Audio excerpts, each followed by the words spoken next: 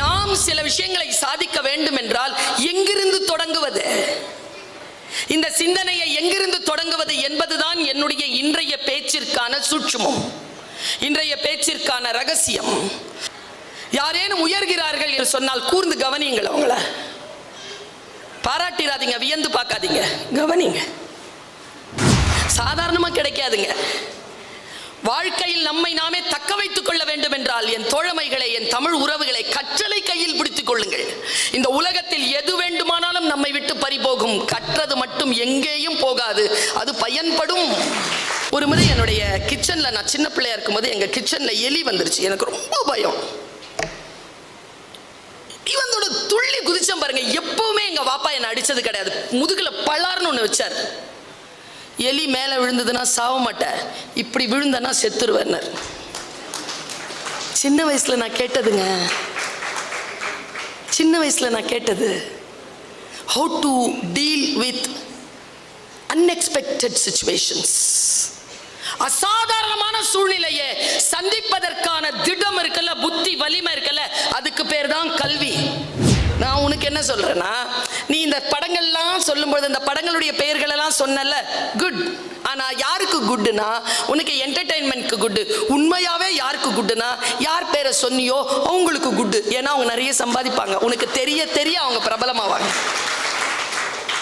நான் இந்த ரெண்டாவதா சொன்னல, இஸ்ரோ அமைப்பு என்னுடைய இயக்குனர் சோம்நாத்னு பேர் இருக்கு. அவரை பத்தி நீ தெரிஞ்சுக்கிட்டனா நீ நிறைய சம்பாதிக்கலாம், நீ நிறைய படிக்கலாம், நீ நிறைய பயணம் செய்யலாம், நீ நிறைய எக்ஸாம் பாஸ் பண்ணலாம், நீ பெரிய ஆளா வரலாம். யாரை தெரிஞ்சுக்கிட்டா உனக்கு நல்லதோ அவங்கள தெரிஞ்சுக்கோ. ஒரு கப்பல் இருந்துச்சா, அந்த கப்பல்ல ஒருத்தன் இந்த மாதிரி ஒரு 19-20 வயசு பையன் ஏறி இருக்கிறான். ஐயோ, கப்பல் தொடங்கிருச்சா? தொடங்கிருச்சு கப்பல், அவ்வளவுதான். எனக்கு நம்பிக்கை இல்லை, இவனுங்க கண்டிப்பா இதை சாட்சி விட்டுருவானுங்க. நம்ம எல்லாருமே சாவ போறோம், நல்லா தெரிஞ்சுக்கோங்க. சந்தோஷம் அவ்வளோ சீக்கிரமா போய் தொத்தாது. யாராவது பயமுறுத்திங்கன்னா டக்குன்னு தொத்திரும். எல்லாரும் கலவரமாக ஆரம்பிக்கிருக்காங்க. ஐயோ, போறதே சரியில்லைங்க. 140 பேர் இருக்கிறாங்க, 40 பேருக்கு தாங்க என்னென்னமோ கத்திருக்கான். அல்ல என்ன மாதிரி ஒரு ஆள் இருந்திருக்கான். ஏய் புடுறா, பிடிச்சிட்டாங்க, கடல்ல தூக்கி போடுறான். கடல்ல தூக்கி தொம்முன்னு போட்டாங்க.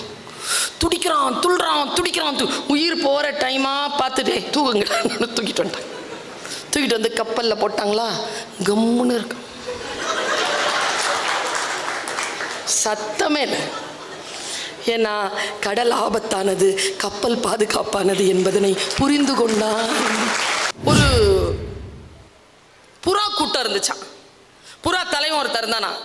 ஒரு இளமையான பையனை கூப்பிட்டு, ஒரு புறாவை கூப்பிட்டு, டே, உயிர் காப்பாத்திக்கணும், நாம சாவக்கூடாது, அப்படின்னா யாரோட ஜாக்கிரதையா இருக்கணும்? அந்த இளைய புறா சொல்லிச்சான், குறி வைக்கிறான்ல வேட்டைக்காரன், அவன்கிட்ட ஜாக்கிரதையா இருக்கணும். ஏன்? அவன் குறி தப்புறது இல்லை.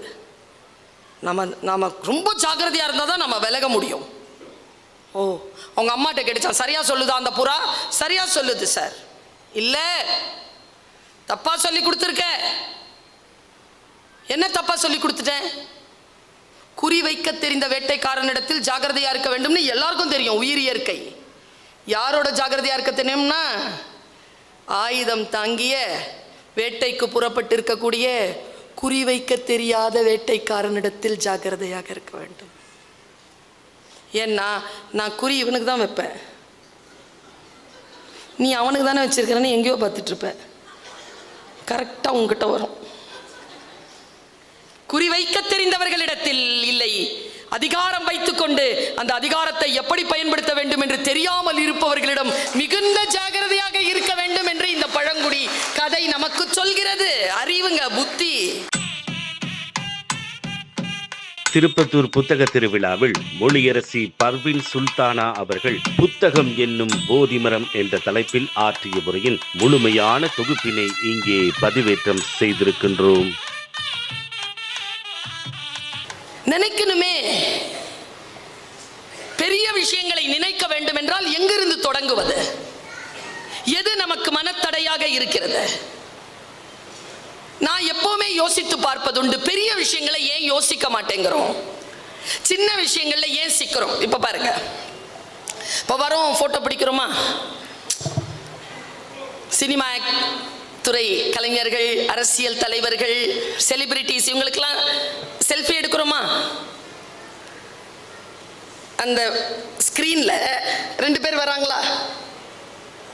அதுல ஒருத்தர் புகழ் பெற்றவரா இருக்கிறாரா? அது ஏன் நீங்களா இருக்கக்கூடாதுன்னு சொல்லத்தான் வந்திருக்கேன். அது ஏன் நீங்களா இருக்கக்கூடாது? எனக்கு எப்பொழுது தெரியுமா இந்த வைராக்கியம் வந்தது? தோன்றீர் புகழோடு தோன்றுக, அகதிலார் தோன்றலின் தோன்றாமை நன்று. ஸ்கிரீன்ல என் மக்கள் இல்லையா, என் தாய் தகப்பன்மார்கள் இல்லையா, என் தமக்கைமார்கள் இல்லையா, என் தங்கைமார்கள் இல்லையா, என் மகள்கள் இல்லையா, என் மகன்கள் இல்லையா? நாம் சில விஷயங்களை சாதிக்க வேண்டும் என்றால் எங்கிருந்து தொடங்குவது? இந்த சிந்தனையை எங்கிருந்து தொடங்குவது என்பதுதான் என்னுடைய இன்றைய பேச்சிற்கான சூட்சுமம், இன்றைய பேச்சிற்கான ரகசியம். உங்களுக்கு நான் இப்படி சொல்கிறேன், 1 கோடி ரூபாய் கிடைத்தால் என்ன செய்வீர்கள் அப்படின்னு கேட்டபோது மகாத்மா காந்தி என்ன தெரியுமா சொன்னார்? ஒரு நூலகம் கட்டுவேன். பெரிய ஸ்டேட்மெண்ட், சும்மா ஸ்டேட்மெண்ட் மட்டும் வாங்கி வச்சுக்கோங்க. யாரேனும் உயர்கிறார்கள் என்று சொன்னால் கூர்ந்து கவனியுங்கள், அவங்கள பாராட்டிராதீங்க, வியந்து பார்க்காதீங்க, கவனிங்க. இப்போ ஐயா பேசினார், ஆம்பூர் கருணாநிதி ஐயா அவர்கள் பேசினார்கள்.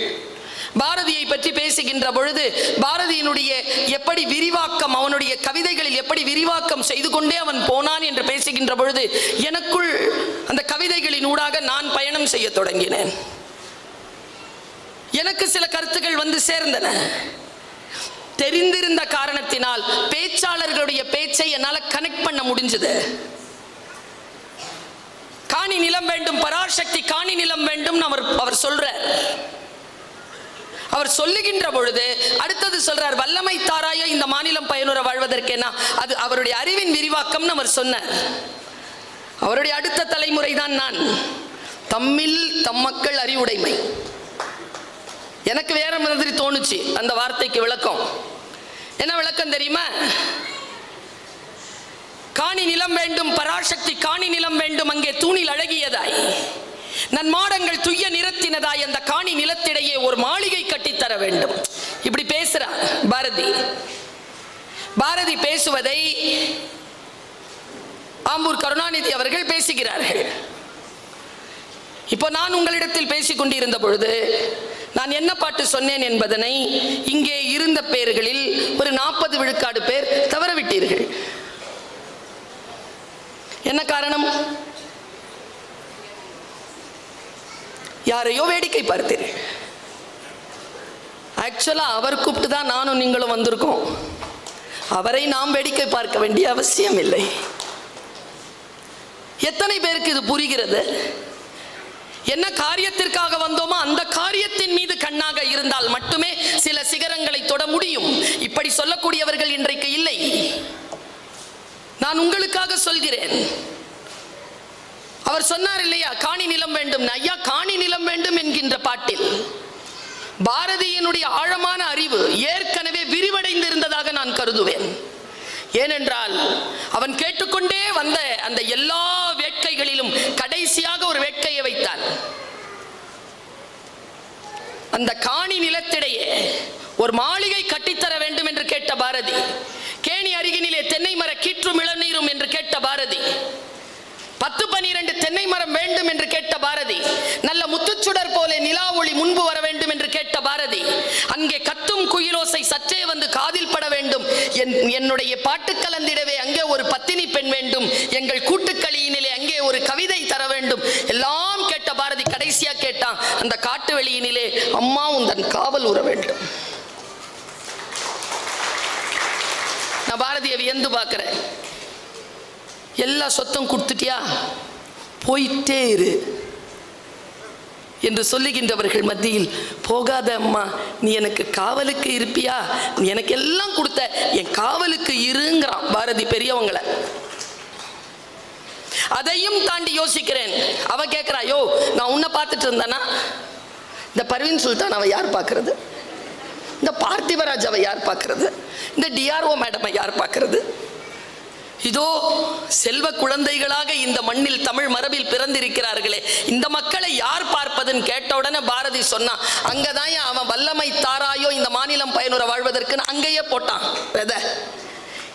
அம்மா நீ என்ன பார்த்துக்கோ, உன் கடவுள் வேலையை என் பாட்டு பார்த்துக்கோ, என் பாட்டு திறத்தாலே இவ்வையத்தை பாலித்திட வேண்டும்னால அப்ப வல்லமை தாராயோ இந்த மாநிலம் பயனுற வாழ்வதை போய் லிங்க் ஆகுதா? இப்படி யோசிச்சுட்டு உட்காந்துருந்தேன். நான் பேசுறத பத்தியே யோசிக்கல. அதனால்தான் நல்ல பேச்சாளராக வளர்ந்து கொண்டிருக்கிறேன். அடுத்தவர்களை கவனிப்பது, கற்றுக்கொள்வது, நான் நான் நான் என்கின்ற நிலையில் இருந்து நகர்ந்து போய் நான் இந்த வையகம் பயன் பெறுவதற்கு இந்த அறிவை எப்படி பயன்படுத்துவதுன்னு யோசிச்சுட்டே இருந்தீங்கன்னு வச்சுக்கோங்களேன், உரம் மாதிரி தானா மரம் வளரும். பெரும் ரகசியம் அது. அதனால்தான் பாரதி கேட்டுக்கொண்டே இருக்கிறான், வல்லமை தாராயோ நில சுமை என வாழ்ந்திடல் புரிகுவையோ, நல்லதோர் வீணை செய்தே அதை நலங்கிட புழுதியில் எறிவதுண்டோ, இதையெல்லாம் தருவதில் உனக்கு தடை ஏதும் உள்ளதோ? கேட்கிறானா இல்லையா? இதெல்லாம் நான் ப்ரிப்பேர் பண்ணிட்டு வந்தது இல்லை, எனக்கு ஐயா பேச வச்சுட்டார். ஏன்னா அவ்வளோ கிடக்குது உள்ள. இப்போ நான் நிற்கிறதெல்லாம் டிப் ஆஃப் த ஐஸ்பர்க் தான். மலை உச்சி தெரியுது கடல்ல, நீங்க ஏதோ முகடு தெரியுதுன்னு நினைப்பீங்க, கீழே ஒரு மலை கிடக்குது. 30 வருட பயணம் சாதாரணமா கிடைக்காதுங்க. வாழ்க்கையில் நம்மை நாமே தக்க வைத்துக் கொள்ள வேண்டும் என்றால் என் தோழமைகளை, என் தமிழ் உறவுகளை கற்றலை கையில் பிடித்துக் கொள்ளுங்கள். இந்த உலகத்தில் எது வேண்டுமானாலும் நம்மை விட்டு பறிபோகும், கற்றது மட்டும் எங்கேயும் போகாது, அது பயன்படும். அடுத்த கட்டத்திற்கு ஆனா எதை கத்துக்கிறோங்கிறது இருக்கு. இன்றைய இளைஞர்கள் வியப்பா இருக்குங்க, வியப்பா இருக்கு. அந்த இளைஞர்களுக்கு தான் சொல்லுகிறேன், கல்வியை கையில் பிடித்துக்கொள். இந்த மொபைலை கையில இப்படி வச்சுக்கிட்டு ஸ்டைலா போதுங்கல்ல, எவ்வளவு ஸ்டைல். நமக்கும் சேர்த்து சொல்றேன், இதையும் கையிலேயே பிடிச்சிட்டு இருக்கோம் தெரியுமா? யாராவது சொல்லுங்களேன்.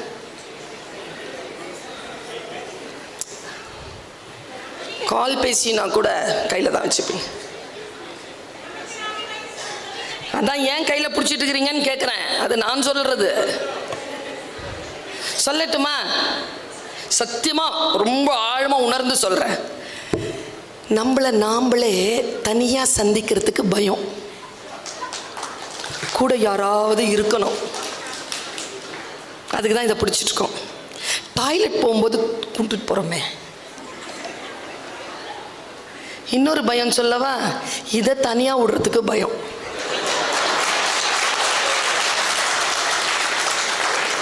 நாமளும் தனியா இருக்கிறதுக்கு பயம், இதையும் தனியா விடுறதுக்கு பயம். நான் பேசினதை யோசிச்சு பார்த்து பயமற்று இருக்க கற்றுக்கொள்ள தொடங்குங்கள். அன்றிலிருந்து உங்களுடைய வாழ்க்கையினுடைய முனை மாறுவதை உணர்வீர்கள். இளைஞர்களுக்கு சொல்றேன், சூப்பரான போனை அப்படி வச்சுட்டு அப்படியே நடந்து போறீங்கல்ல, அதால ஒரு பிரயோஜனம் கிடையாது. முன்னால இருக்கிற ஆளை இம்ப்ரெஸ் பண்ணணும்னு நினைக்கிறீங்களா? இப்போ உதாரணத்துக்கு என்ன மாதிரி ஆள் உங்களை அப்படி திரும்பி பார்த்து இம்ப்ரெஸ் ஆகணுமா? கையில புக் எடுத்துட்டு போங்க. புக்குடைய தலைப்பு இருக்குல்ல, பளிச்சுன்னு வெளியில தெரிகிற மாதிரி எடுத்துட்டு போங்க. அந்த மாதிரி நிறைய புக் இருக்கு. ஒரு புக்கு சொல்லவா?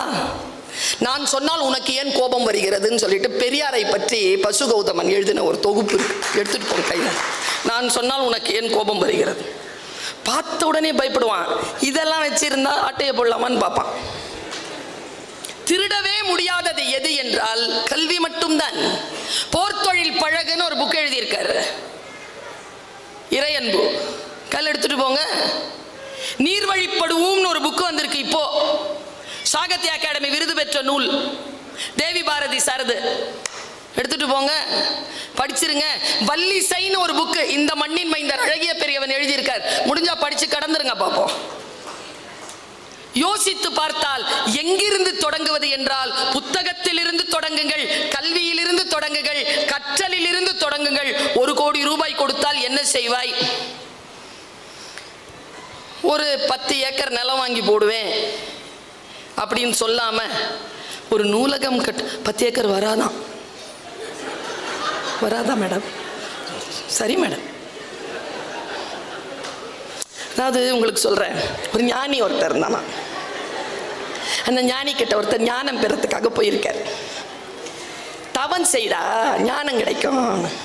தவம் எப்படி சார் செய்யறது? மந்திரம் சொல்லிட்டே உட்காரு, ஆனா ஒண்ணு செய், மந்திரம் சொல்றதுக்கு முன்னால ஒரு வாழைப்பழம் சாப்பிடு அப்படின்னு சொல்லியிருக்காரு. அவன் கேட்டானா, எந்த வாழைப்பழம் சார் சாப்பிடலான்னு. குரு சொன்னாராம், என்ன மந்திரம் சொல்லணும் சார்னு கேட்டா ஞானம் கிடைச்சிருக்கும், எந்த வாழைப்பழம் சாப்பிடுறது சார்னு கேட்டான் பாரு. 1 கோடி ரூபாய்க்கு 10 ஏக்கர் வராது. ரியல் எஸ்டேட்டா? 1 கோடி ரூபாய் கொடுத்தால் நான் நூலகம் கட்டுவேன் என்கிறார் மகாத்மா. அடுத்தது பாருங்களேன், ஒரு பெரியவர் சொல்றார்.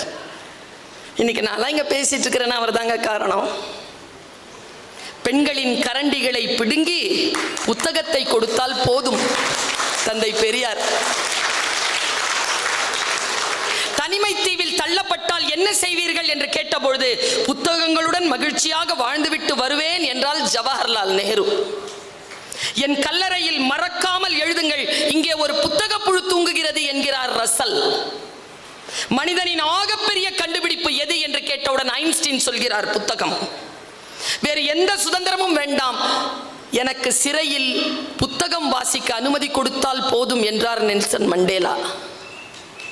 பிறந்த நாளுக்கு என்ன வேண்டும் என்று கேட்டபொழுது தயக்கமின்றி லெனின் சொன்னது புத்தகம். ஒவ்வொரு படமும் நடிக்க ஒப்புக்கொள்வதற்கு காசு வருகின்ற பொழுது அந்த காசில் முதலில் வாங்குவது புத்தகம் தான் சார்லி சாப்ளின். ஒரு குழந்தைக்கு நீங்கள் வாங்கி தரும் ஆகச்சிறந்த பரிசு ஒரு புத்தகம் தான் சர்ச்சில். பயங்கரமான போராட்டங்கள் ஆயுதம் எது என்று கேட்ட பொழுது புத்தகம் என்றார் மார்ட்டின் லூதர் கிங். தான் தூக்கிலிடப்படுவதற்கு 1 நிமிடம் முன்பு வரை வாசித்துக் கொண்டே இருந்தார் பகத்சிங். நான் இன்னும் வாசிக்காத ஒரு நல்ல புத்தகத்தை யார் வந்து கொடுக்கிறார்களோ அவர்கள்தான் என் சிறந்த நண்பன் என்றார் ஆபிரகாம் லிங்கன்.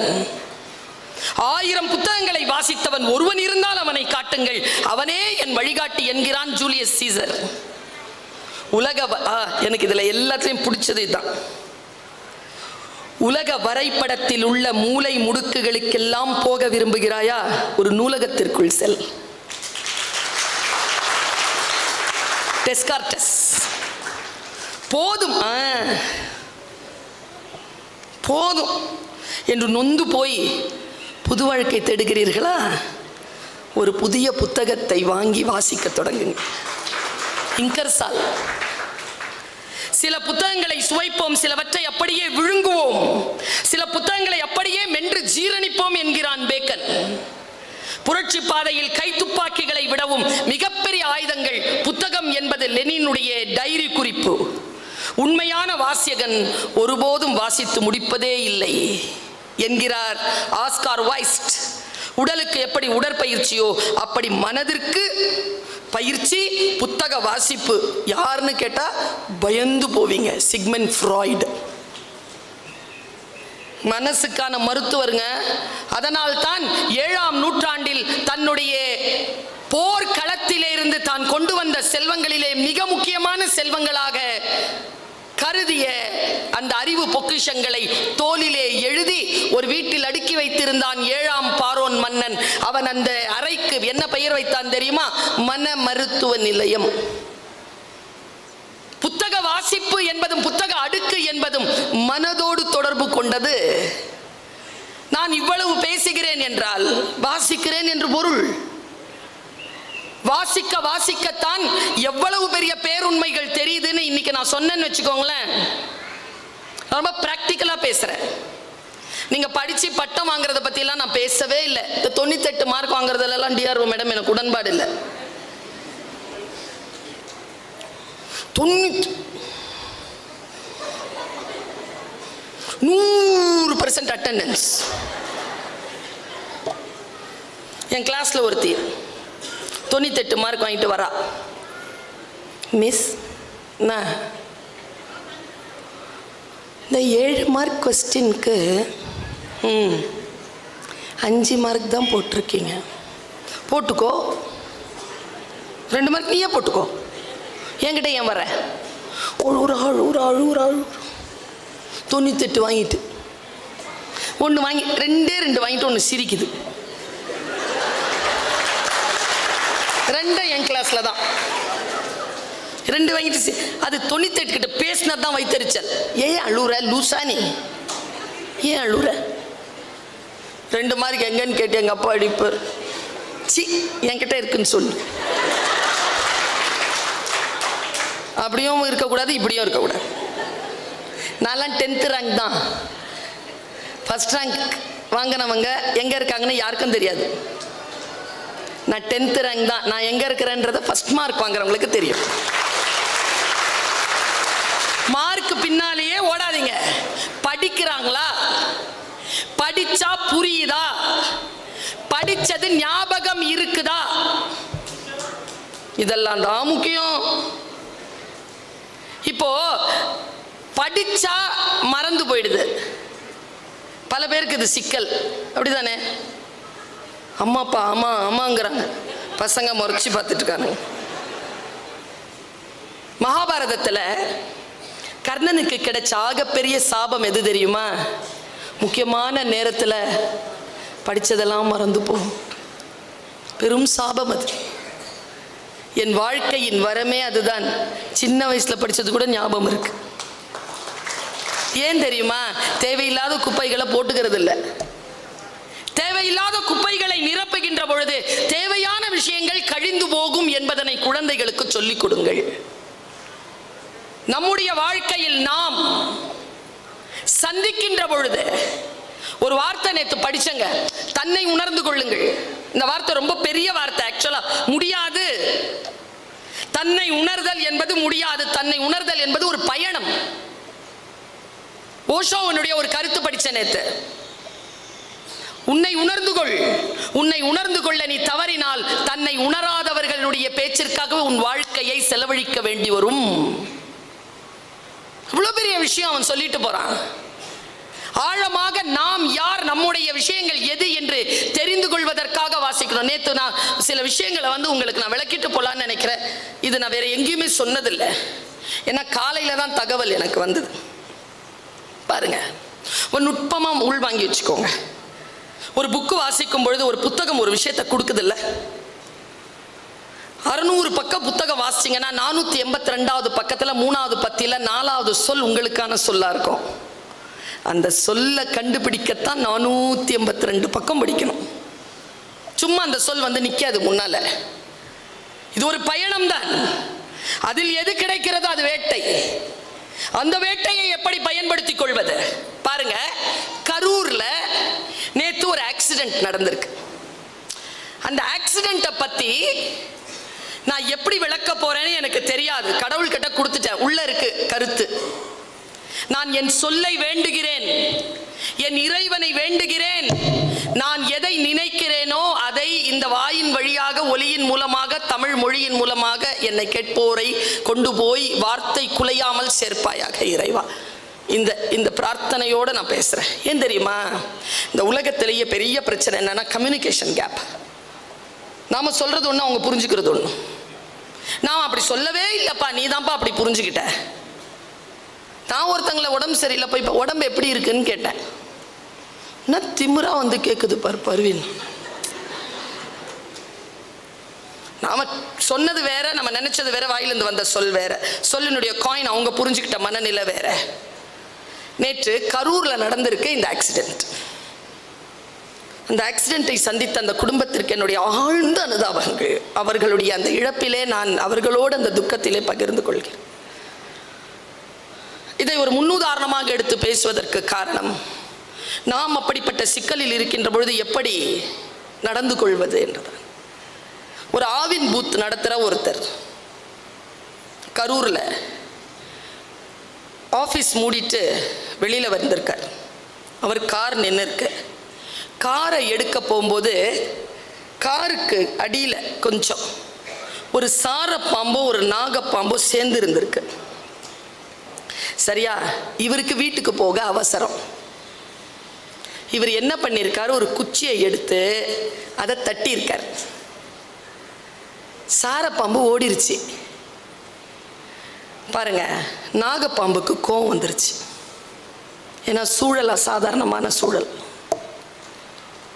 அசாதாரணமான சூழல் ஒன்று நிகழ்ந்து கொண்டிருக்கின்ற பொழுது நீங்க உங்களை பற்றி மட்டுமே கவலைப்படாமல் அதை எப்படி அணுகுவது என்று புரிந்து கொள்வதற்கு பெயர் தான் கல்வி. பிசிக்ஸ் 10th படிக்கிறோம்ல, பஸ்ல இருந்து இறங்கும் போது பஸ் ஓடுற அளவுக்கு தான் ஓடணும் அப்படின்னு புரிஞ்சுதுன்னா நீ 10th பிசிக்ஸ் படிச்சதுக்கு அர்த்தம். இறங்கி பின்னோக்கி ஓடுனா கீழே விழுந்துருவ, அப்படின்னா நீ பிசிக்ஸ் சரியா படிக்கலன்னு அர்த்தம்.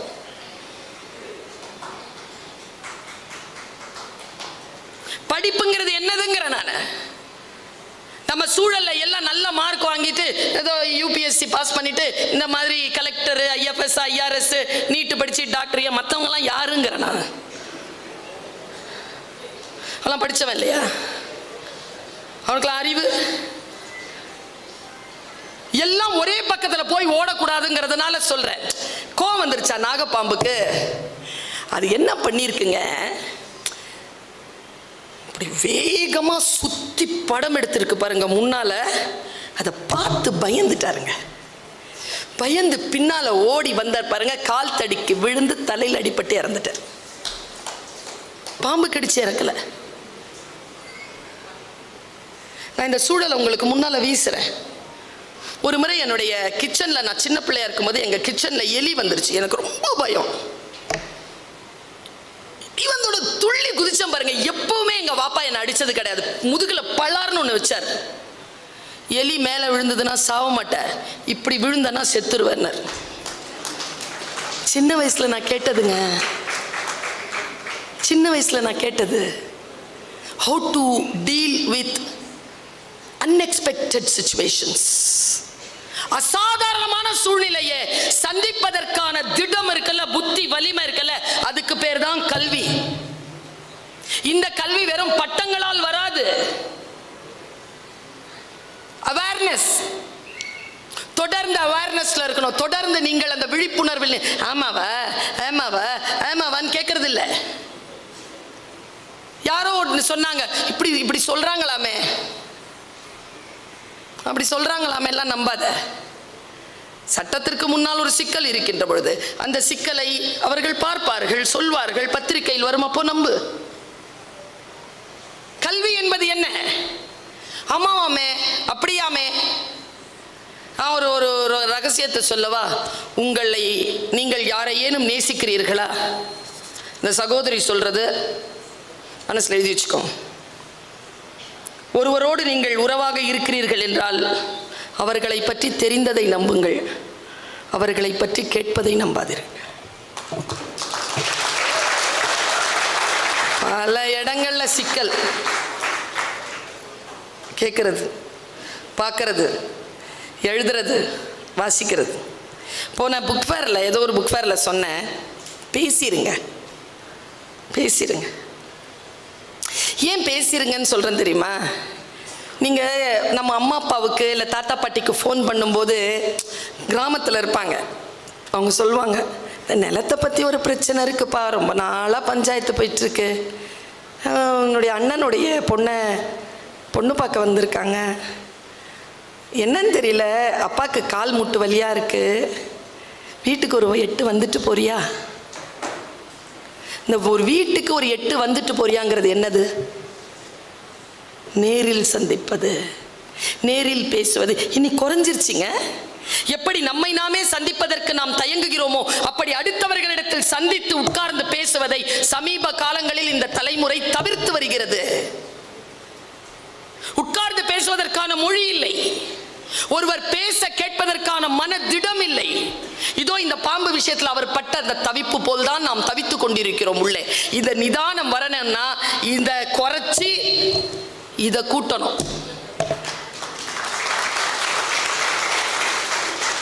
பெரிய பிராக்டிஸ் அது. மனபலம். அசாதாரணமான சூழ்நிலைகளை எப்படி அணுகுவது? இன்னொரு குறிப்பு சொல்றேன், நான் மறுபடியும் பிரார்த்தனை பண்ணிட்டே சொல்றேன். உங்களுக்கு ஒரு அசாதாரணமான சூழல் வரும், அப்பொழுதுதான் சில விஷயங்களை உங்களால் சாதிக்க முடியும். இப்போ உதாரணத்துக்கு சொல்கிறேன். இப்போ ஒரு கோழி குஞ்சுகளை பிடிக்கிறதுக்காக பருந்து வருது. கோழி என்ன பண்ணும்? பருந்த அடிக்குமா? அடிக்குமா? சும்மா இருக்கும்போது அடிக்குமா? அடித்தா என்ன ஆகும்? அசாதாரணமான சூழல் அடித்தா பருந்து விலகும், சாதாரணமான சூழல் அடித்தா கோழி சாவும். அந்த எனர்ஜி இருக்குல்ல, அந்த எனர்ஜிக்காக வெயிட் பண்ணுங்க. எந்த எனர்ஜிக்கு முன்னாலும் உங்களுடைய சக்தி நிலையை கீழே போடாமல் உங்களால் ஒன்றும் இல்லைங்க. மேனேஜ்மெண்ட் அப்படிங்கிறது என்னங்க? மனஸ், இத்தாலிய சொல். குதிரை இருக்குல்ல, அந்த குதிரை என்னுடைய பவரை ஹேண்டில் பண்றதுக்கு பேர் பவர் ஹேண்ட்லிங்னு பேர். மேனேஜ்மெண்ட்னா இந்த பவரை ஹேண்டில் பண்றோமா? கோபம், சோகம், சந்தோஷம், இந்த எல்லா உணர்வுகளையும் மேனேஜ் பண்றதுக்கான புத்தி உங்களுக்கு வந்துருச்சுன்னா நீங்க கல்வியாளர். அடிப்படையில் ஒரு சில விஷயங்களை சொல்றேன். தலைமை குணம் இருக்குல்ல, நம்ம எல்லாருக்கிட்டையும் இருக்கணும். உங்க எல்லாரையும் பார்த்து ஒரு கேள்வி கேட்கிறேன். நீங்க எல்லாருமே அடுத்தவங்களுக்கு நல்ல ஃப்ரெண்டு தானப்பா? ஏன்பா இவங்க பெரியவங்க பதில் சொல்லாதுங்க, சின்ன பசங்க சூப்பரா சொல்லுவாங்க. ஏன்னா அம்மா அப்பா கூட அவங்களுக்கு முக்கியம் இல்லை. ரொம்ப இப்போ ஏதோ ஒரு படம் வந்திருக்குல்ல ஃப்ரெண்ட்ஸ் பற்றி, எல்லாம் பார்த்துருங்க. என்னப்பா?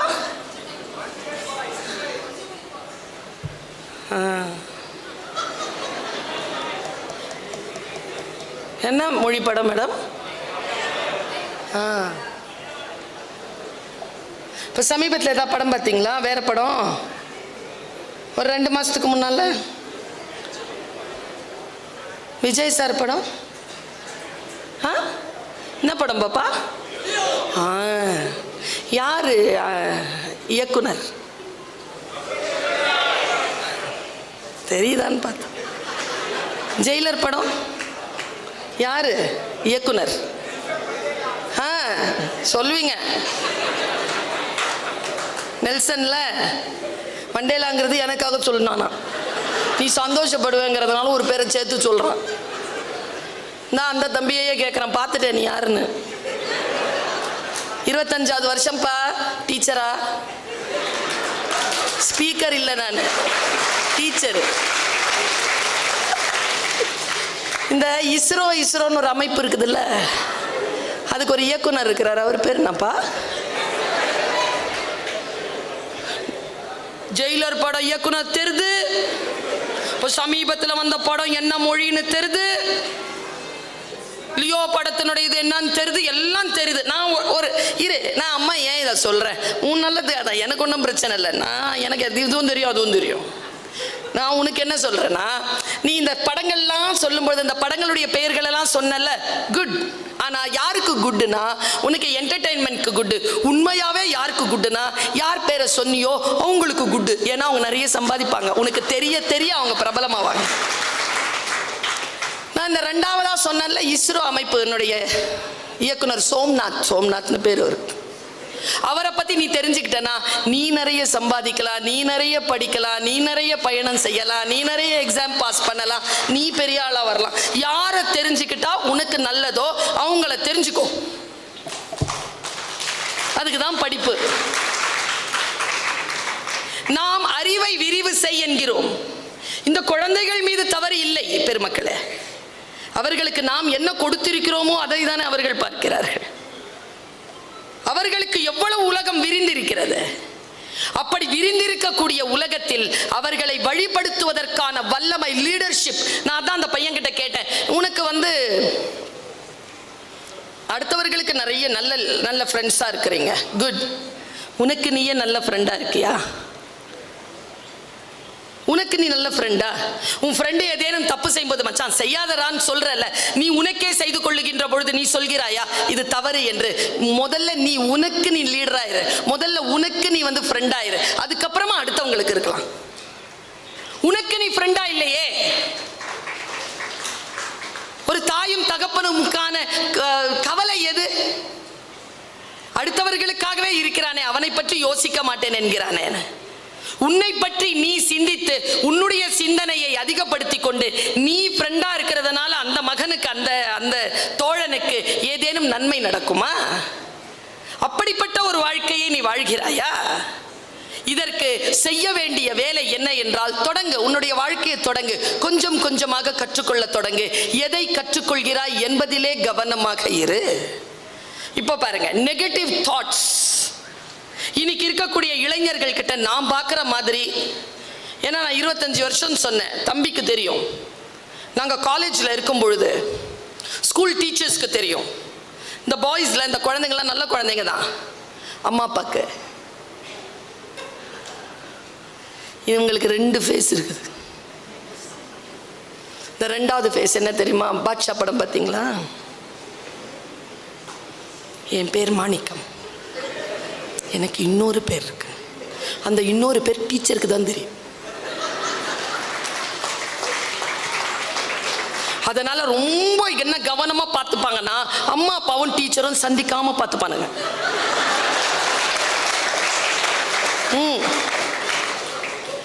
என்ன தெரியல, நான் அந்த குழந்தைகளுக்கு என்ன இன்னைக்கு ஒரு சின்ன விஷயம், இந்த பசங்க நிறைய பேர் வந்திருக்காங்க, எனக்கு ஸ்கிரிப்ட் வேற, பசங்க வந்துட்டதுனால பசங்களுக்கு சொல்றேன், என் குழந்தைகள் இல்லையா, இந்த வயதில் எனக்கு மகன் இருக்கிறான், என் பிள்ளைகள், அதனால சொல்றேன். பார்ப்பா, தொண்டை மண்டலத்தில் சொல்றது கொஞ்சம் எக்ஸாஜுரேஷனா இருந்தா கூட, அம்மா தானே, அம்மா அப்படிதான் பேசுவேன், அப்படி அப்படி அப்படி கடந்து போ. அம்மாவுக்கு திட்டி தான் 2 தோசை தான் கேட்பேன், 3வது தோசை திட்டி கொடுக்கும். உலகம் 2 தோசை கேட்டேன்னா திட்டி 1 கொடுக்கும். அம்மாவுக்கும் உலகத்துக்கும் இருக்கிற வித்தியாசம் அதுதான்.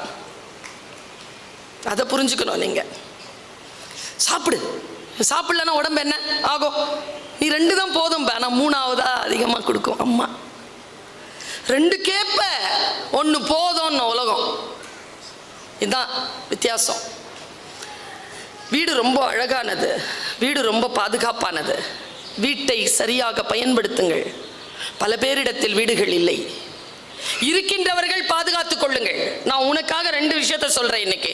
எனக்கு தெரிஞ்ச நெகட்டிவ் தாட்ஸ் இன்னைக்கு முக்கியமா அடாலசன்ட் பீரியட்ல இருக்கக்கூடிய குழந்தைகளுக்கு நிறைய நெகட்டிவ் தாட்ஸ் இருக்கு. பேசினால ஹாரர் மூவி தான் பார்க்கறானுங்க, பேசினாலே நெகட்டிவ் தாட்ஸ் தான், ஆர்குமெண்ட் தான். பாசிட்டிவான விஷயங்களை உள்ள எடுத்துக்கொண்டு போகிறது ரொம்ப குறைஞ்சு போயிருக்கு. அவங்களுக்கு சொல்ற, ஒரு கப்பல் இருந்துச்சா, அந்த கப்பல்ல ஒருத்தன் இந்த மாதிரி ஒரு 19-20 வயசு பையன் ஏறி இருக்கிறான். ஐயோ, கப்பல் தொடங்கிருச்சா? நான் தொடங்கிருச்சு கப்பல், அவ்வளோதான். எனக்கு நம்பிக்கை இல்லை, இவனுங்க கண்டிப்பாக இதை சாட்சி விட்டுருவானுங்க. நம்ம எல்லாருமே சாவ போகிறோம், நல்லா தெரிஞ்சுக்கோங்க. சந்தோஷம் அவ்வளோ சீக்கிரமாக போய் தொத்தாது. யாராவது பயமுறுத்திங்கன்னா டக்குன்னு தொத்திரும். எல்லாரும் கலவரமாக ஆரம்பிக்கிருக்காங்க. ஐயோ, போகிறதே சரியில்லைங்க, 140 பேர் இருக்கிறாங்க, 40 பேருக்கு தாங்க என்னென்னமோ கத்திருக்கான். அதில் என்ன மாதிரி ஒரு ஆள் இருந்திருக்கான். ஏய், புடுறா அவன், பிடிச்சிட்டாங்க, கடலில் தூக்கி போடுறான், கடலில் தூக்கி தொம்முன்னு போட்டாங்க. துடிக்கிறான், துடிக்கிறான். உயிர் போகிற டைமாக பார்த்துட்டே தூக்குங்க, தூக்கிட்டு வந்துட்டாங்க.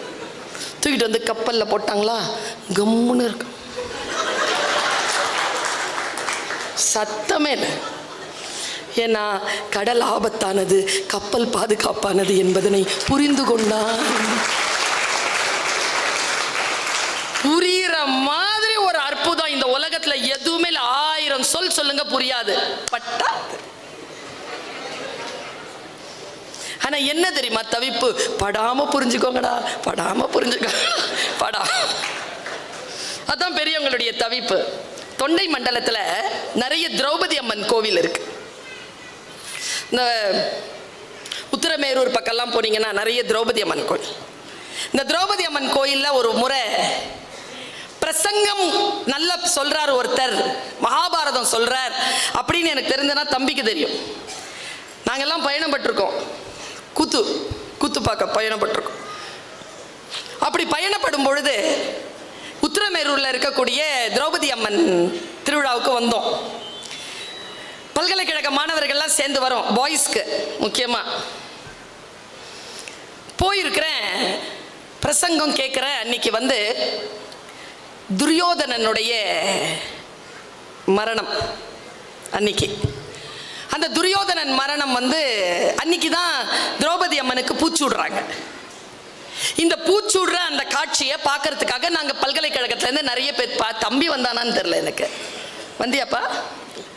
நாங்கள் எல்லாருமே போகிறோம். பாருங்க, அந்த ஒரு காட்சி உனக்கு ஏதேனும் அதில் கிடைக்குதான்னு பாரு. ஒரு 65 அடிக்கு கீழே ஒரு மண்ணில் சிற்பம் பண்ணியிருக்காங்கப்பா. பேச்செல்லாம் தாண்டி, கோயிலெல்லாம் தாண்டி, வெளியில் பிரகாரத்து வெளியில் பெரிய ஒரு மண் இது இருக்கு, கிரவுண்ட் இருக்கு. 65 அடிக்கு இருக்கு ஒரு சிலை.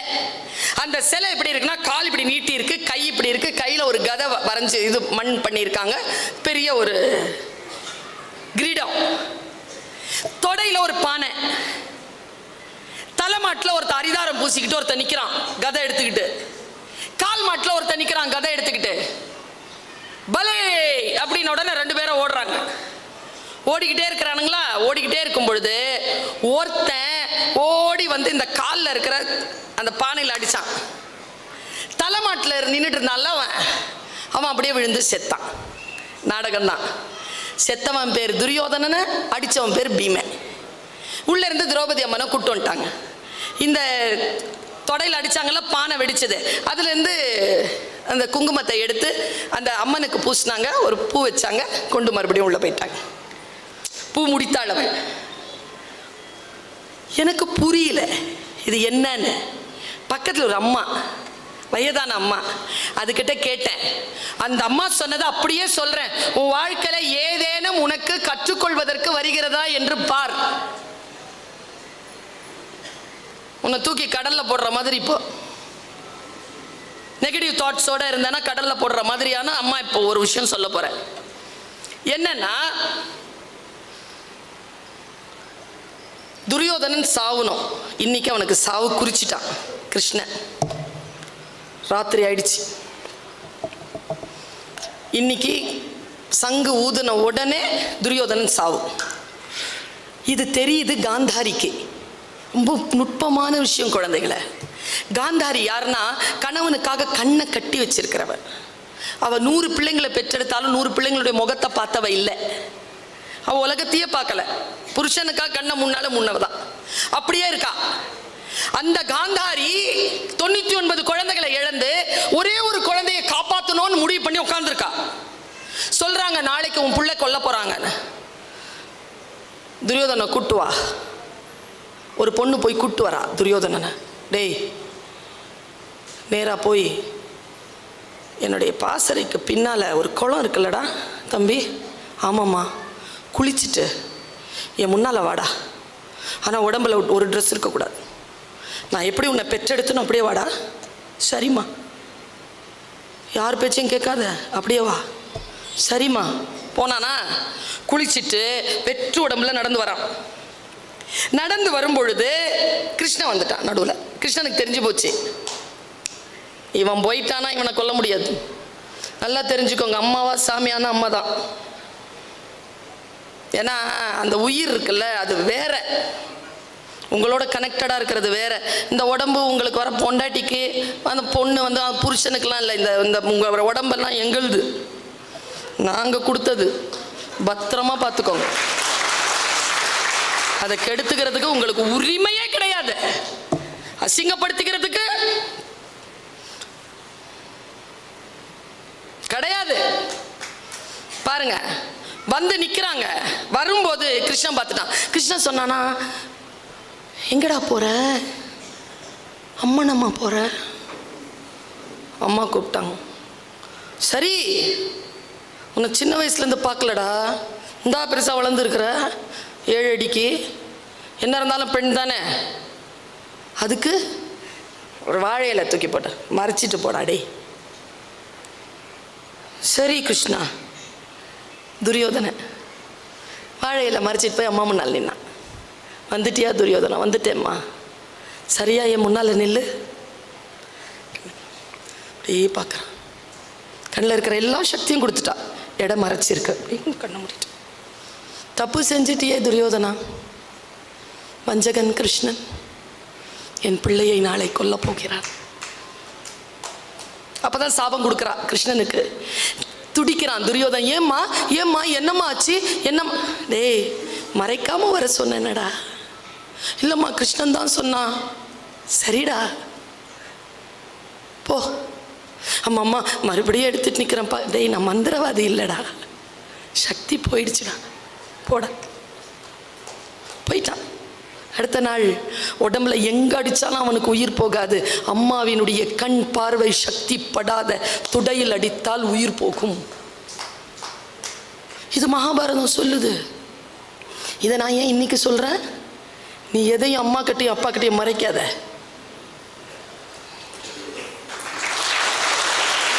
நீ எதையோ மறைவாக செய்கிறாய், அதனால் உனக்கு பேராபத்து வருவதற்கு வாய்ப்பு இருக்கிறது. நான் இப்படிதான் மகாபாரதத்தை பார்க்கிறேன். எனக்கு அவர்கள் புகழ் பாடி என்ன கிடைக்கும்? என் இனத்திற்கு என்ன கிடைக்கும் என்றால், என் இனத்திற்கு அதனால் ஞானம் கிடைக்குமா?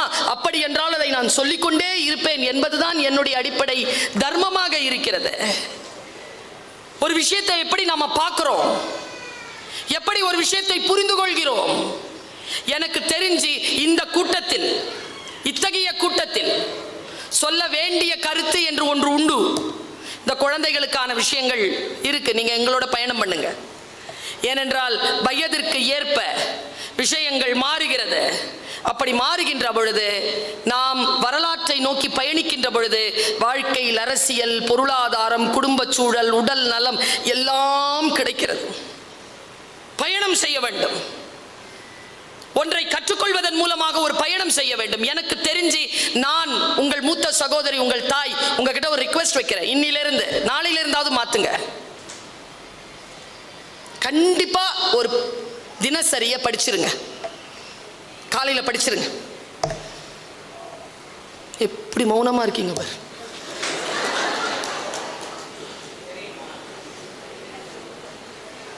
படிச்சிருங்க. சரின்னு சொல்லுங்க. முந்தா நேத்து ஒரு செய்தி கேட்டேன். ரொம்ப மனசுக்கு நெருக்கமான செய்தி. 1988ஆம் ஆண்டு ஒரு பொண்ணுக்கு ஒரு விஷயம் நடந்திருக்கு.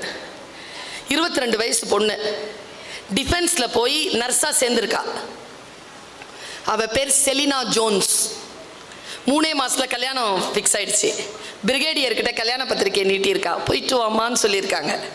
வந்தா பின்னாலேயே டெர்மினேஷன் ஆர்டர் வந்துருச்சு. ஏன்னா டிஃபென்ஸ்ல நர்ஸுகள் திருமணம் செய்து கொண்டால் வேலையில் இருக்கக்கூடாதுன்னு சட்டமா. அந்த அம்மா என்ன தெரியும் பண்ணுச்சு? அப்பவே கோர்ட்ல கேஸ் போட்டுருச்சு. எப்ப? 1988. 36 வருஷம் கழிச்சு முந்தா நேத்து சுப்ரீம் கோர்ட் தீர்ப்பு கொடுத்திருக்கு. என்ன தீர்ப்பு தெரியுமா? ஒரு பெண்ணின் திருமணத்திற்கும் அவள் செய்யும் வேலைக்கும் தொடர்பு கிடையாது. அவளை வேலையில் இருந்து எடுத்தது பிழை. 60 லட்சம் ரூபாய் ஒரே பேமெண்டா செலினா ஜோன்ஸ்க்கு டிஃபென்ஸ் கொடுக்கணும்னு சொல்லிட்டு தீர்ப்பு வந்துச்சு. இதை நான் பத்திரிகையில படிக்கிறேன். இப்ப நான் அதை உங்ககிட்ட ஏன் தெரியுமா சொல்றேன்? ஒரு பெண் 36 வருடங்கள் தன்னுடைய வாழ்க்கையை இழந்து ஏதோ ஒன்றை செய்திருக்கிறாள். அது வருங்காலத்திற்கான மிகப்பெரிய வெளிச்ச ஜன்னலாக இருக்கிறது. இது எனக்கு தெரிகிறது. வாசிக்கின்ற பொழுது எனக்கு தெரிகிறது. பல விஷயங்கள் தெரிந்து கொள்ளுதல் என்பது அடுத்தவர்கள் சொல்லுவதை காட்டிலும் நீங்களாக முயற்சித்து தெரிந்து கொள்ளுகின்ற பொழுது அதனுடைய அகலம், பரிமாணம் வேறு. யாரோ ஒருவர் சொல்லுவதல்ல, நீங்கள் நேரடியாக அதை அனுபவிக்கக்கூடிய ஒன்று. பாருங்க, இந்த ஜீசஸ் கால்ஸ்னு ஒரு அமைப்பு இருக்கு, தெரியுமா உங்களுக்கு? இப்படி ஒரு கை இருக்குல்ல, ஒரு கை இப்படி இருக்குமே, நடுங்கிற மாதிரி கை. யார் கை அது? யார் கை? சொல்லுங்க. அவங்க என்ன பயம்னா, நாங்க ஏதாவது சொல்ல போய் நீ அதை எப்படியோ மாத்தி தான் சொல்ல போற, நீயே சொல்லிக்கோ. ஆக்சுவலா அந்த கையை நம்ம ஜீசஸனுடைய கரங்கள்னு பார்க்க. ஜீசஸ் கரங்கள் அவ்வளவு நரம்புகள் புடைத்த கையில். 33 வயதில் இறந்து போனவர் அவர். அவர் கை அப்படி இருக்காது. ஆனால் அந்த கை பார்த்தீங்கன்னா ஒரு ஒரு நடுக்கத்தோடு நரம்புகள் புடைத்து ரொம்ப முதிர்ந்த கையாக இருக்கும். நான் அதை பற்றி இது என்னது இது இந்த கை போட்டிருக்குதே, பார்த்தாலே ஒரு மாதிரி மனசு குழையுதே. அதனுடைய வரலாறு தேடி போனேன். அது ஒரு வரலாறு எனக்கு தெரிஞ்சது பாருங்க. இது நான் இப்போ எனக்கு ஞாபகம் வருது, நான் சொல்கிறேன் பாருங்க. 2 பேர் பிறந்திருக்காங்க ஒரு நாட்டில், வெளிநாட்டில். நாட்டின் பெயர் மறக்கிறேன் நான், ஞாபகத்துக்கு வந்துடும், போகிறதுக்குள்ளே ஞாபகத்துக்கு வரணும். அந்த 2 பேர் அண்ணன் தம்பிங்க. அவங்க வீட்டில் வறுமை. ஒருத்தன் சிற்பி, ஒருத்தன் ஓவியன். அண்ணன் சிற்பி, தம்பி ஓவியன். ஆனால் அதை படிக்க வேண்டும் என்றால் நிரம்ப செலவழிக்க வேண்டும். 2 பேரும் ஒரு அக்ரிமெண்ட்க்கு வராங்க. தம்பி, முதல்ல நான் வேலைக்கு போகிறேன்டா, நான் சம்பாரிச்சு உன்னை படிக்க வச்சிடறேன், நீ படித்து சம்பாரிச்சு என்னை படிக்க வைக்கிறியா? ஓகேன்ட்டான் தம்பி. தம்பி நேராக போயிட்டான். இவன் சிற்பி இருக்கான்ல, அவனுக்கு சிற்ப வேலை கிடைக்கல, கல்லுடைக்கிற வேலை தான் கிடைச்சிருக்கு. அவன் கல்லுடைக்கிறான், வேலை செய்கிறான், கல்லுடைக்கிறான். 5 வருஷம் ஆச்சு, 6 வருஷம் ஆச்சு, பையன் இன்னும் ஃப்ளரிஷ் ஆகலை. 12 வருஷத்துக்கு அப்புறமா தம்பி பெரிய ஆளாயிட்டான். தம்பி வீட்டுக்கு வரான்.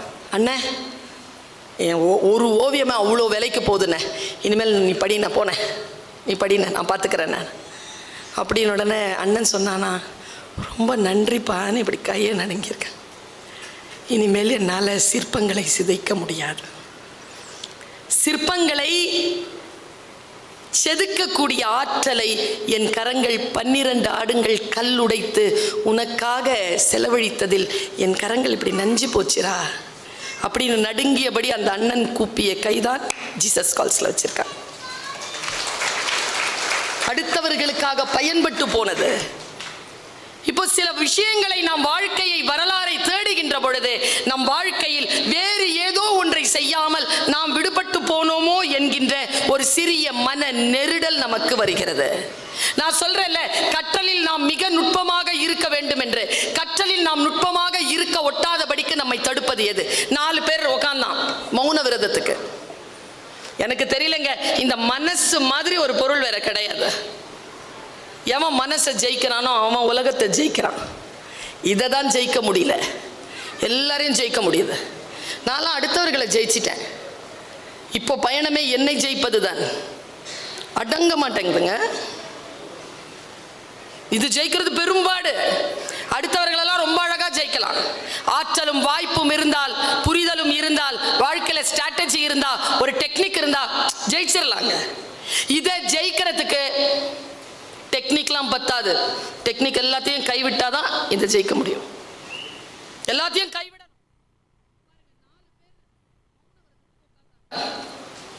சாயந்தரம் ஆச்சு 6 மணி. 6 மணிக்கு மௌன விரதம் கலையும். 5 நிமிஷம் தான் இருந்தது. ஒருத்தன் சொன்னானா, அப்பா 5 நிமிஷம் தான் இருக்குன்னு.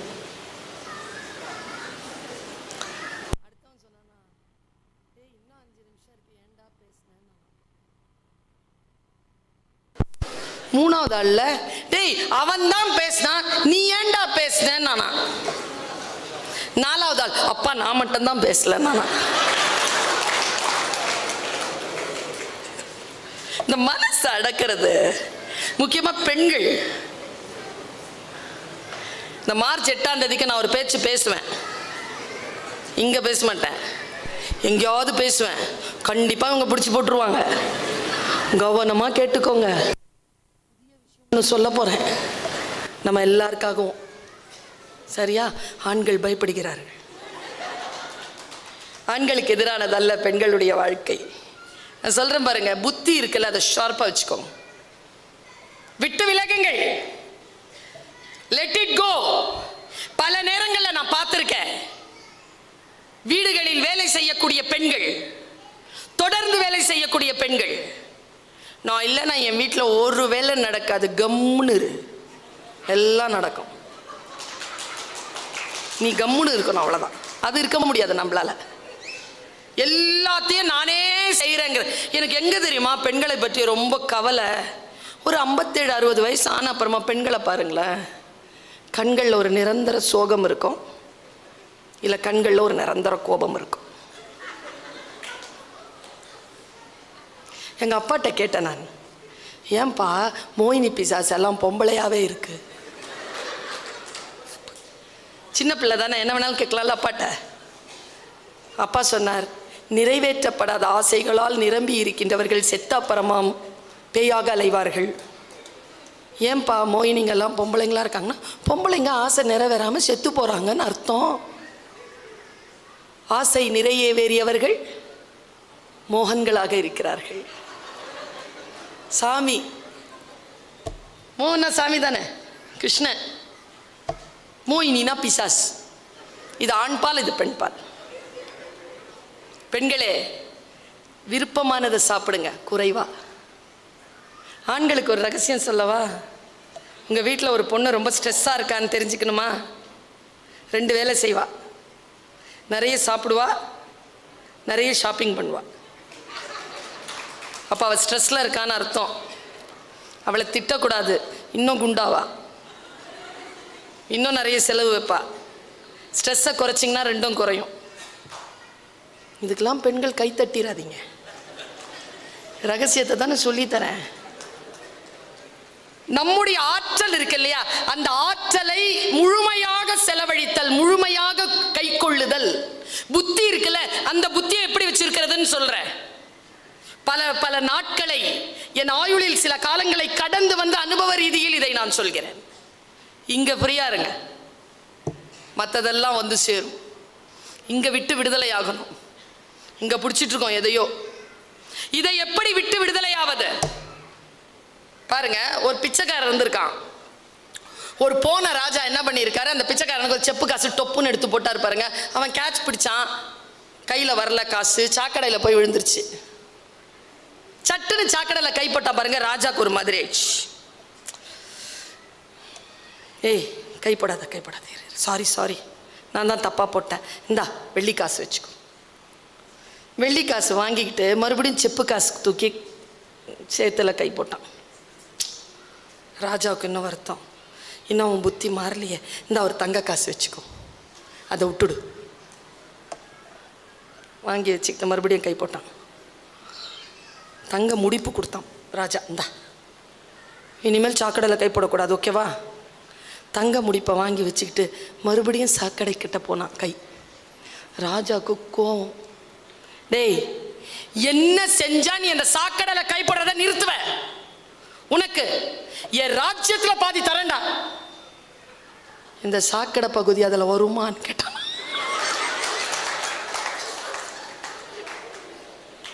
என்ன பண்ணுவீங்க? எதை கொடுத்தாலோ எதை செஞ்சாலோ மறுபடியும் பள்ளம் நோக்கி பாய்கின்ற நீரை போல்.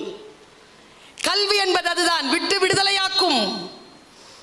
விட்டு விடுதலையாக்குவதற்காகத்தான் கல்வி, அதுதான் கற்றல், அதான் படிப்பு. மனிதனுக்கும் மிருகத்திற்கும் இருக்கக்கூடிய வித்தியாசமே, மிருகம் கற்றுக்கொண்டு பிறக்கிறது, மனிதன் பிறந்த பிறகு கற்றுக்கொள்கிறான். நான் இதை சில புக் ஃபேரில் சொல்கிறேன். ஒரு டிஓ இருக்கிறார் மேடம், சிவகாசியில் சந்தித்தேன் அவரை. ஜான்னு பேர். அவர் என்ன பண்ணுறாரு, டெய்லி ஒரு வாய்ஸ் ஓவர் போடுறாரு டீச்சர்ஸ்க்கு, முதல்வர்களுக்கெல்லாம். அவர் போட்ட வாய்ஸ் ஓவர் எனக்கு ஒரு வாட்டி வந்தது, நல்லா இருக்கு சார், எனக்கும் போடுங்கன்னு சொன்னேன். எனக்கு அவர் டெய்லி ஒரு வாய்ஸ் ஓவர் போடுவார். அந்த வாய்ஸ் ஓவர் 10-15 வந்திருக்கு. 2 மேட்ரு மட்டும் சொல்கிறேன், உங்கள் வாழ்க்கையில் மாற்றம் வருதான்னு பாருங்கள். என் வாழ்க்கையில் மாற்றம் வந்திருக்கு. 2 ஒன்று, பீகார் பழங்குடியினர் மத்தியில் ஒரு கதை நிலவுகிறது. நம் பாட்டிமார்கள் எல்லாம் நமக்கு கதை சொன்னார்கள் தெரியுமா? அழகான கதைகள்ங்க. வாழ்க்கையில் சொல்லி விளங்க முடியாத பல விஷயங்களை கதைகள் மூலமாக விளக்கினார்கள். எனக்கு தெரிஞ்ச ஒரு பாட்டி கதை இருக்குது, திருட்டு நரி கதை. ஞாபகம் இருக்கா? வாளறிந்த நரி. எத்தனை பேருக்கு ஞாபகம் இருக்கு? இல்லை, யாருக்கும் இல்லை. ஞாபகம் இருக்கா சார்?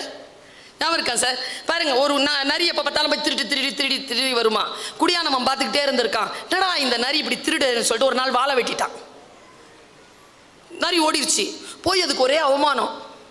வாழறிந்த நரின்னு எல்லாரும் கிண்டல். இது குழந்தைக்கு சொல்லப்படுதுங்க. திருட்டு வேலை செய்யறதுக்கு வாழை இருந்துருச்சு, அவமானம். திருட்டு வேலை செஞ்சா அவமானம்.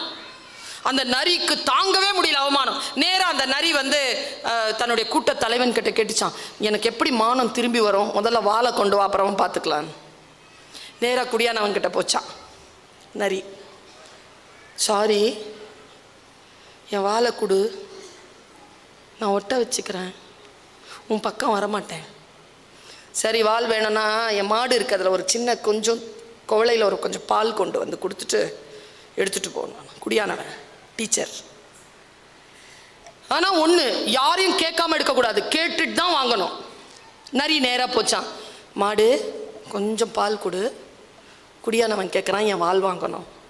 மாடு சொல்லிச்சான், அப்படியே பால் கொடுத்தா ஒரு கட்டு புல்லு கொண்டாந்து போட்டு பால் வாங்கிட்டு போகணும். போய் நேராக புல்லு கட்டு கேட்டுச்சான், ஒரு கட்டு புல் எடுத்துக்கவா, எடுத்துக்க, ஒரு வாளி தண்ணி ஊற்றிட்டு எடுத்துக்க. நேராக ஆற்றுக்கிட்ட போய் நின்று, நான் ஒரு வாளி தண்ணி எடுத்துக்கவா, புல்லுக்கு போடணும், புல்லு கிடைச்சாதான் மாட்டுக்கு பால், மாட்டுக்கு பால் கிடைச்சாதான் வால் கிடைக்கும், கொஞ்சம் தண்ணி எடுத்துக்கவா. என் கரை உடஞ்சிருக்கு, கொஞ்சம் மண்ணை கொட்டிட்டு தண்ணி எடுத்துகிட்டு போனுச்சு. நேராக மண்ணுக்கிட்ட வந்துச்சான், மண்ணே கொஞ்சம் மண் எடுத்துக்கவா, ஆற்றுக்கு கொடுக்கணும், அப்போ தான் தண்ணி கிடைக்கும், தண்ணி இருந்தால் தான் புல் கிடைக்கும், புல் இருந்தால் தான் பால் கிடைக்கும், பால் கொடுத்தா தான் வால் கிடைக்கும். சரி, அங்கே ஒரு விதை இருக்குது, எடுத்து விதைச்சிட்டு அது ஒரு மொட்டு விடும், அந்த இலையை பார்த்துட்டு மண் எடுத்துகிட்டு போ. இது போட்டுச்சான், உட்காந்துட்டு இருக்குது. செடி முளைக்க 1 மாதம் ஆச்சான். 1 மாதம் வரைக்கும் ஒரு இலைக்காக காத்திருப்பது எவ்வளவு பெருமதியானது, ஒரு பொருளை உற்பத்தி செய்தல் எவ்வளவு பெருமதியானது என்பதனை காலத்தால் தான் அது முடியும். காலத்திற்கு நாம் பயந்து கொள்ள வேண்டும். மற்றவர்கள் காலத்தை செலவழித்து சம்பாதிப்பதை நாம் திருடக்கூடாது என்பதனை அந்த நரி உணர்ந்து கொண்ட தருணம் என்று அந்த பாட்டியின் கதை முடிகிறது. இதை குழந்தை மனசுலேயே போட்டுருணும், சொல்லாததெல்லாம் விளங்கும். இப்போ நான் டியூஓ சார் சொன்னது வரேன். ஒரு பழங்குடி, பீகார் பழங்குடி, ரொம்ப புத்திங்க. அது நான் சொல்கிற 2 விஷயமும் ரொம்ப புத்தியான விஷயம். நான் இதை சொல்லிட்டு இடம் சார்றேன், ரொம்ப நேரமாக உட்காந்துருக்குறோம். ரொம்ப பிரார்த்தனையோடு சொல்கிறேன் இதை. ஒரு புறா கூட்டம் இருந்துச்சான். புறா தலைவன் ஒருத்தர் இருந்தானா.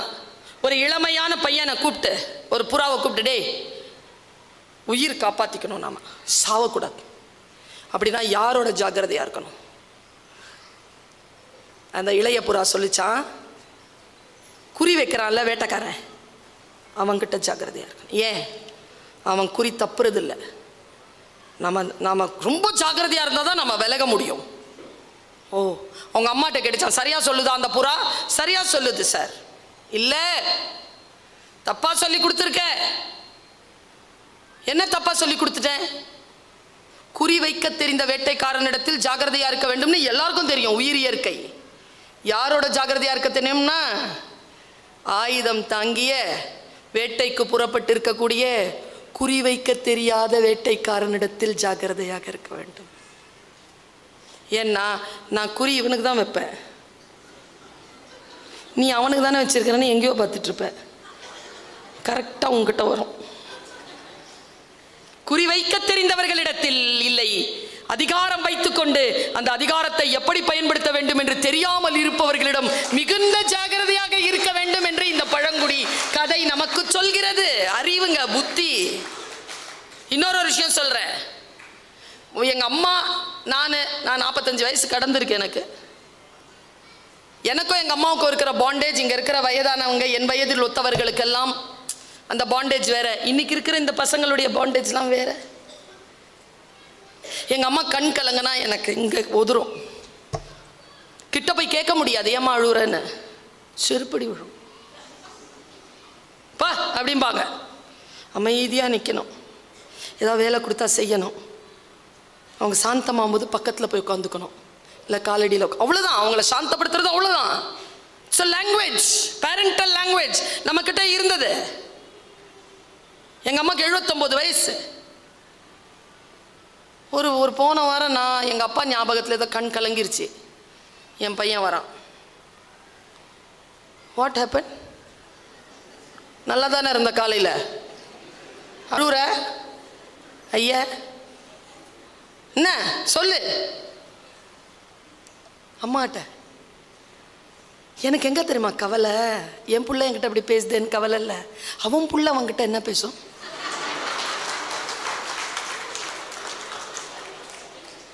இந்த பெரியவங்களெல்லாம் பார்க்கும்போது மனசால சொல்கிறேன், கடவுளுக்கு சாட்சியாக சொல்கிறேன், மிஸ் பண்ணக்கூடாதுங்க பெரியவங்கள.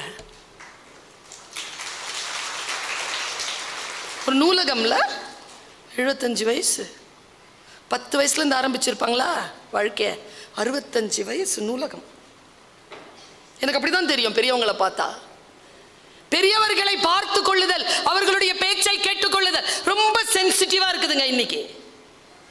ஏதாவது சொல்ல முடியுதா பிள்ளைங்கள? இந்த பரம்பரை இருக்குதே, நம்ம பரம்பரை, பெரியவங்க பேச்சை கேட்ட கடைசி பரம்பரை. இந்த இது பேச்செல்லாம் கேட்க தொடங்கி இருக்கிற முதல் பரம்பரை.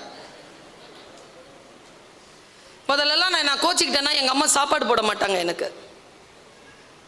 நான்லாம் சாப்பிடாம அவ்வளோ தவிச்சு போயிருக்கேன். எனக்கு பசிக்குங்க, சாப்பாடு போடாது எங்கள் அம்மா. 3 வேளைங்க, காலைல மத்தியானம் நைட்டு, சாரி கேட்குற வரைக்கும் சோறு கிடையாது.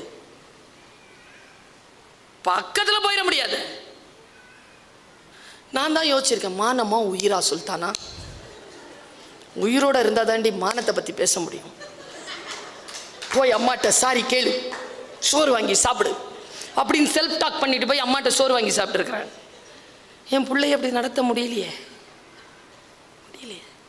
ஏன்னா எங்கள் அம்மாவுக்கு 5 பிள்ளைங்க, 1 போனால் 1, எனக்கு இருக்கிறது 1. நான் தோக்குற இடம். இவர்களைத்தான் இந்த பாண்டேஜில் நம்ம கொண்டு வரணும். இந்த பாண்டேஜில் கொண்டு வரணும். இந்த பாண்டேஜில் எப்படி கொண்டு வரது? எவ்வளோ சென்சிட்டிவாக இருக்குதுங்களே. அப்போ நாம எந்த அளவிற்கு ஷார்ப்பான வேர்ட்ஸோட இருக்கணும். இப்படின்னா உடனே கோச்சிக்குதுங்க. அவங்க கோச்சிக்கிட்டா பயமா இருக்குங்க. இந்த இதுங்க நம்மளை பயமுறுத்துற மாதிரி கோச்சிக்குதுங்க. எவ்வளோ தப்பு தெரியுமா பிள்ளைகளா? பெரியவங்களை பயமுறுத்துற மாதிரி கோச்சிக்கிறது.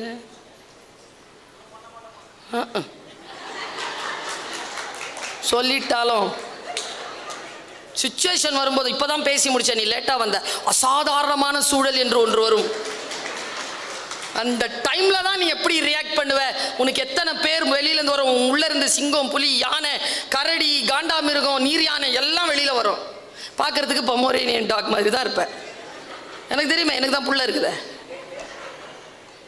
ஐயோ, குழந்தைகளை வழிபடுத்துவது போல் பெற்றோர்களே மிஸ் பண்ணிடாதீங்க. குழந்தைகளை மிஸ் பண்ணிடாதீங்க.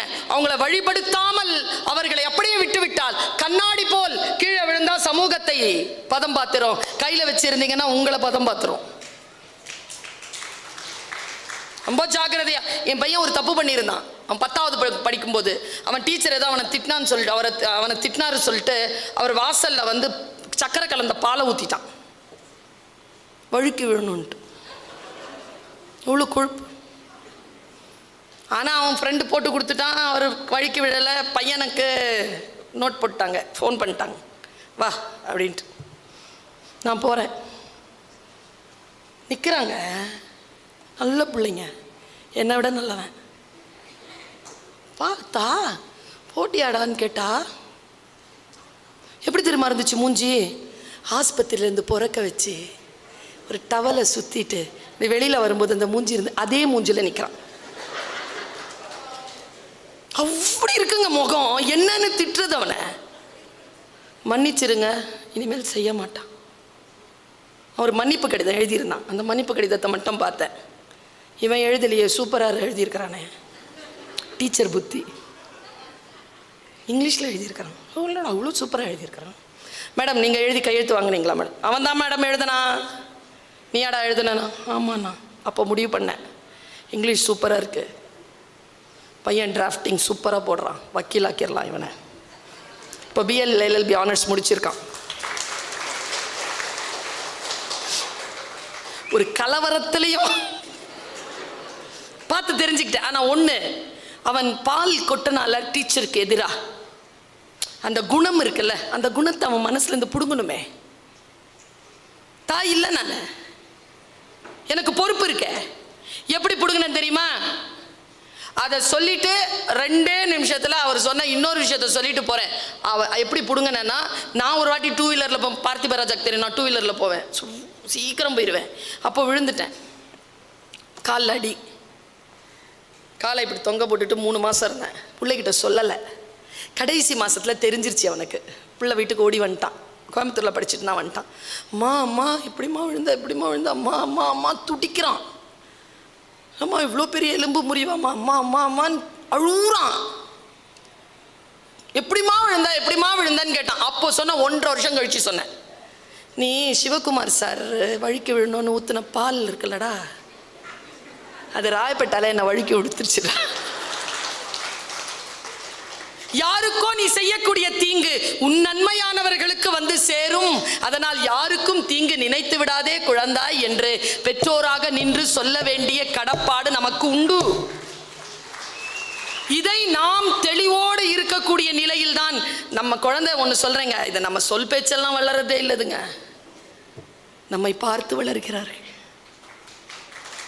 நம்ம ஜென்யூனா இருந்தா நம்ம கூட வருவாங்க. நம்ம ஜென்யூனிட்டி நம்ம காட்டல, அதுங்க அது வழி போகும். பாருங்க எவ்வளவு சென்சிட்டிவ் பாருங்க இந்த குழந்தைகள். மனைவி கணவன் எல்லாம் சென்சிட்டிவானவர்கள். இந்த காலத்துல ரொம்ப இது சென்சிட்டிவ் பண்ணி வச்சிருக்கு.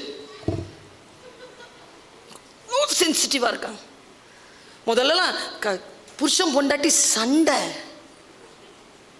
அப்பா ரத்த கலரியா சண்டை போட்டுக்குவாங்க 2 பேரும். போவே கூடாது சமாதானப்படுத்த.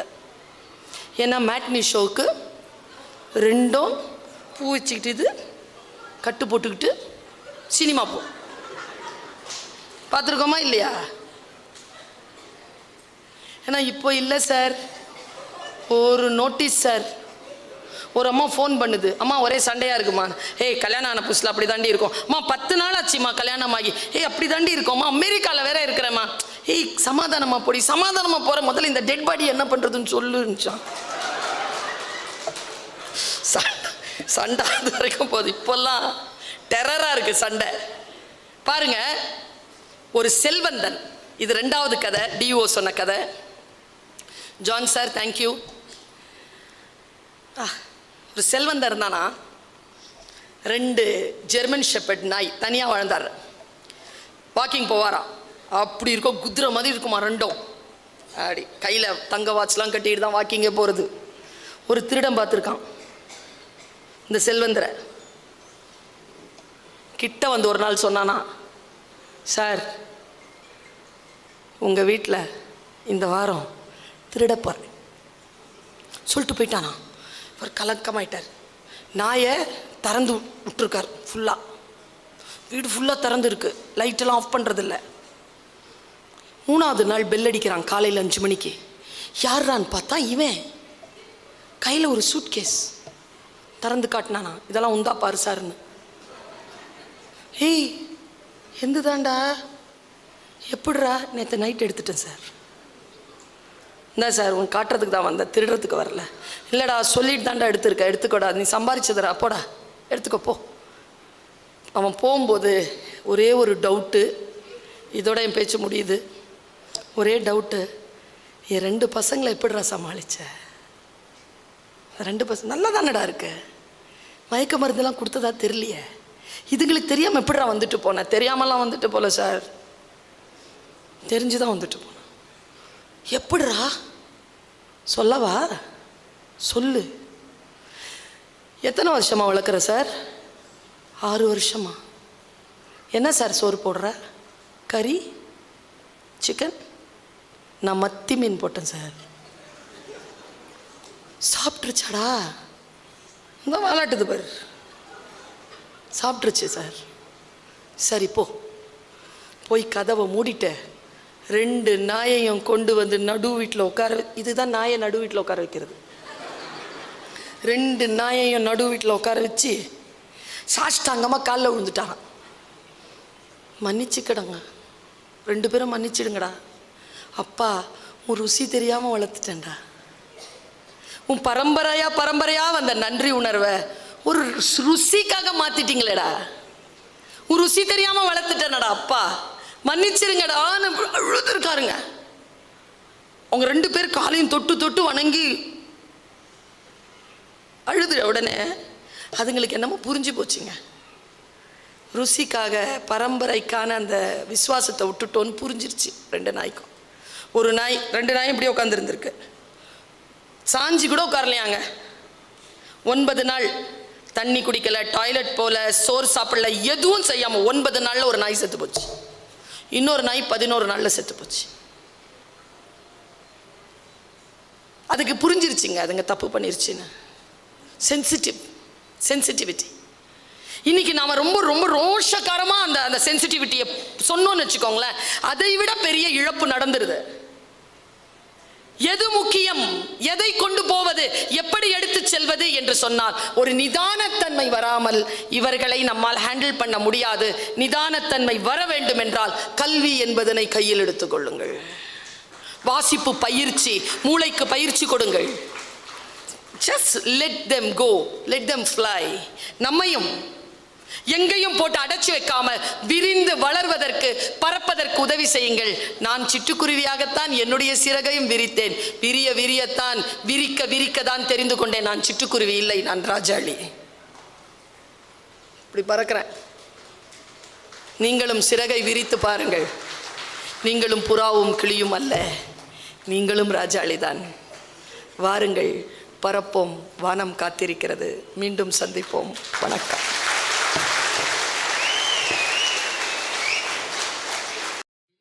இந்த பதிவை குறித்து உங்களுடைய கருத்துக்கள் வரவேற்கப்படுகின்றன. மறவாது ஐதர்மபுரி சேனலை சப்ஸ்கிரைப் செய்து பாருங்கள். இந்த நாள் இனிய நாளாக அமைய வாழ்த்துகின்றோம்.